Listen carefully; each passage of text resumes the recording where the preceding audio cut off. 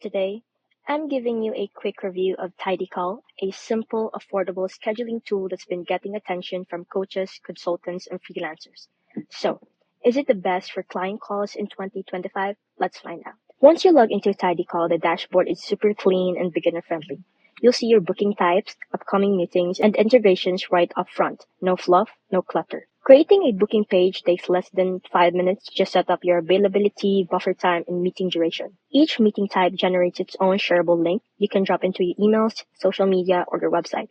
You can connect Google Calendar or Outlook so meetings automatically show up. There's also support for one-time or recurring meetings and even paid bookings using Stripe or PayPal. While TidyCal is simpler than tools like Calendly or Acuity, you still get solid customization, add your logo and colors, set different meeting types, add intake questions. And yes, it integrates with Zapier so you can connect TidyCal with thousands of apps like Notion, Google Sheets, and more. Now, here's the kicker. TidyCal has a one-time lifetime deal through AppSumo, often around $29. No monthly subscription, just pay once and you're set.